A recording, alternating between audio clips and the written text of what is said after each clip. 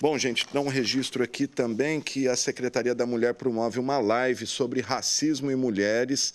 Esse tema está na ordem do dia aí do mundo todo e será discutido, está sendo discutido, né, numa live agora, às 11 horas da manhã, a palestra da professora Mônica Galindo, da Unesp, com o tema Racismo e as Mulheres. Se você entrar no nosso perfil no Facebook da Câmara Municipal, está lá o link para acompanhar aí. Começou às 11 horas da manhã, então está acontecendo nesse momento, porque o racismo é o assunto agora, gente. A morte do ex-segurança George Floyd, lá em Minneapolis, por um policial branco que matou o Floyd asfixiado com o joelho no pescoço dele. Todo mundo já viu essa imagem, que já é icônica, né?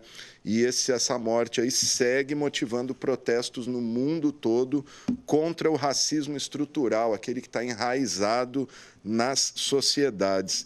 E no final de semana a gente viu protestos aí por toda a Europa. Na Inglaterra, a imagem que chamou a atenção aconteceu em Bristol, que os manifestantes derrubaram uma estátua de um mercador que fez fortuna traficando escravos no século XIX. Rolaram essa estátua e jogaram ela no rio que corta a cidade. Bom, sobre esse tema racismo, esse levante mundial e os seus reflexos no Brasil, a gente vai conversar agora com o advogado Robson Toledo. Ele é membro da Comissão de Igualdade Racial da OAB aqui de Rio Preto. O doutor Robson está aqui no Skype. Me ouve bem, doutor? Ouço sim, Alexandre. Bom dia. Bom dia, obrigado por nos atender, doutor. Bom, vamos lá, queria que o senhor fizesse primeiro uma análise contextual de tudo isso que está acontecendo e os reflexos disso no Brasil. Será que é o estopim para o Brasil deixar de ser um país com o racismo estrutural? Muita gente fala, é nada, o Brasil tem preto, branco, tudo misturado, não é racista, mas a gente sabe e os fatos têm mostrado que é sim.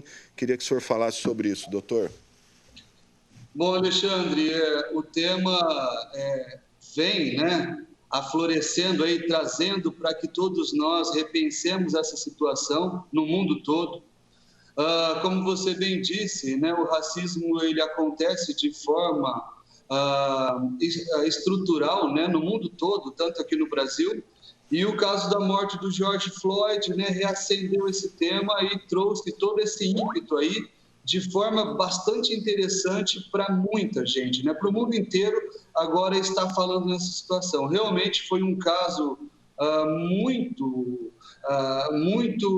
assim, é triste, né, o que aconteceu, a morte do George Floyd, em especial, né, pelo fato de ser negro, um homem aí de 46 anos, pai, tendo ali, né, de forma violenta essa morte por um policial branco, né, e quem fez o registro, né, comprova ali que ele falava que estava sendo, né, que estava sem ar, e a gente percebe que tanto no mundo todo, Alexandre, quanto no Brasil, ainda a questão racial é muito forte. Você verifica, né, que lá nos Estados Unidos, todas essas manifestações são para chamar atenção, porque a pessoa, né, os negros, quando a gente fala de um povo, né, de uma condição racial, eles não têm as mesmas condições que as pessoas brancas, né? E isso vem de forma velada. E por isso que a gente vê lá, e de forma muito bonita,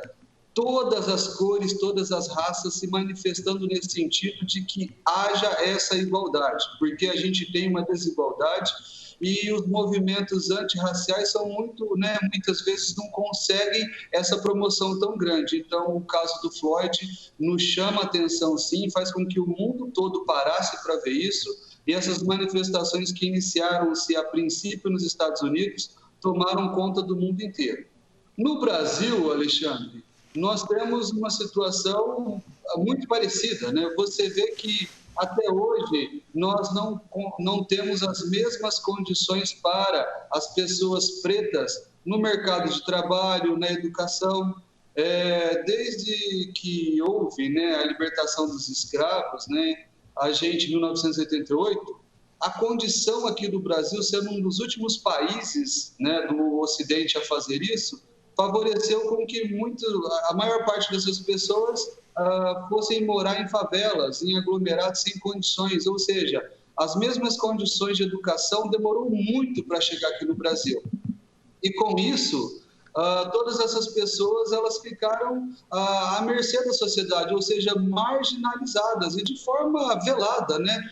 Você, por exemplo, se observar, vai verificar que nas empresas, né, nas grandes empresas, até mesmo, no funcionalismo público, né, qual seja os poderes aí, os poderes legislativos, executivos, a gente percebe que dificilmente você vai verificar um prefeito negro, um secretário negro. A gente ainda tem uma dificuldade muito grande de ter essas condições, sem contar a violência, que é muito grande. De acordo com o Dício. Você tem muitos negros que são aí parados pela polícia só pelo fato de ser preto, entendeu? Sem nada. De acordo com então, com isso, a gente percebe o quê? Que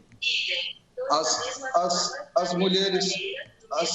mulheres negras, por exemplo, você tem uma violência muito maior contra as mulheres negras, né? No ano passado ainda foi verificado que 64% das mulheres que morreram, né, através da violência, mesmo com Lei Maria da Penha, eram mulheres negras. Então, no Brasil, eu creio que vai reacender isso também. E acho bom, porque nós precisamos sim falar a diferença que nós temos, né, entre o que é a branquitude, a negritude. O negro deve ser respeitado, ou seja, a pessoa preta, pelas suas características. Somos diferentes, sim, nós temos características físicas diferentes, mas temos que ter os mesmos tratamentos e as mesmas condições. E a lei é clara, né? O artigo 5º fala que todos somos iguais, então não pode haver essa distinção.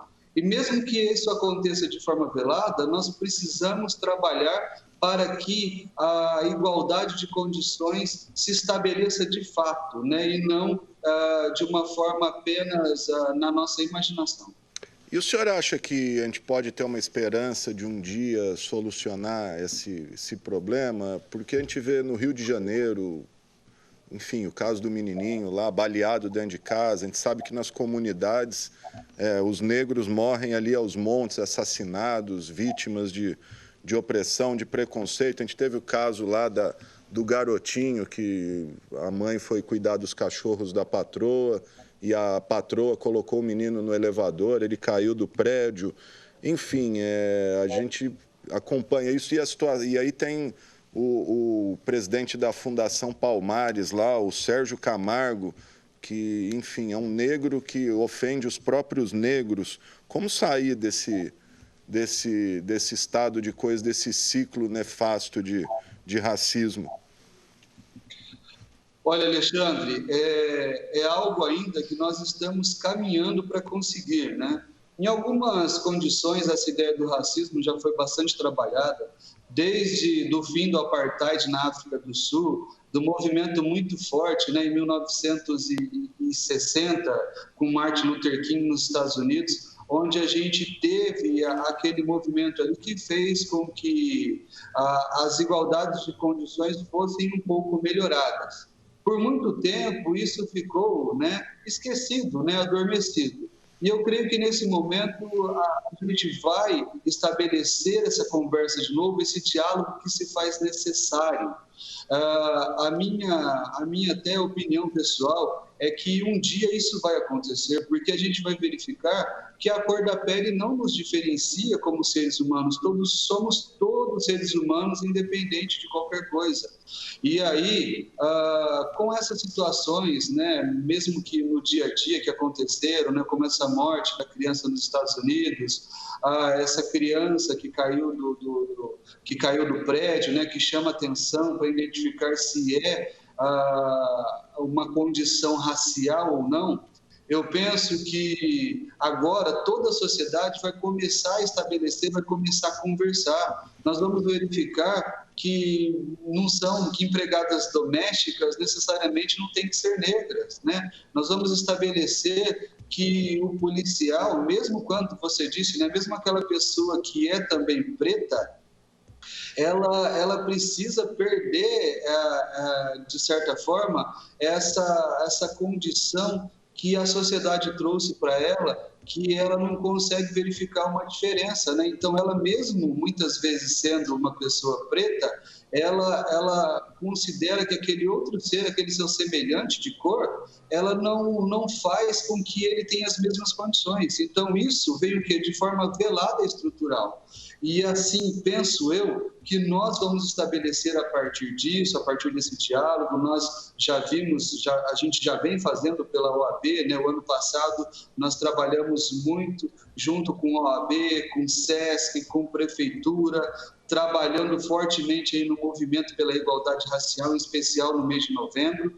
Então, nós, com certeza, vamos, em especial na nossa cidade, no Brasil todo, novamente chamar a atenção para que todas as pessoas tenham as mesmas condições. Vai acabar um dia, Alexandre, não se sabe quando, mas o importante é que esse diálogo aconteça, que as pessoas saibam que ainda existe racismo, que todos nós devemos participar do movimento antirracial, que não importa, né? Tanto a pessoa preta, quanto a pessoa branca, quanto a pessoa oriental, qualquer um de nós temos que ter as mesmas condições e todos nós temos que defender todo aquele que se faz injustiçado nesse momento. Quando todas as pessoas entenderem isso, com certeza esse movimento de desigualdade racial vai acabar, Alexandre. Maravilha. É como diz aquele ditado, né? Não basta não ser racista, tem que ser antirracista. Dr. Robson Toledo, muito obrigado pela sua entrevista. O Dr. Robson é coordenador da Comissão de Igualdade Racial, da OAB. Doutor, se quiser falar mais alguma coisa, fica à vontade. Perfeito, Alexandre. Eu quero falar que a OAB Rio Preto, né, pelo nosso presidente, Dr. Marcelo Henrique, vem estabelecendo, né, um marco nesse sentido de trabalharmos pela igualdade racial aqui na nossa cidade e nos 11 municípios que fazem parte da OAB Rio Preto.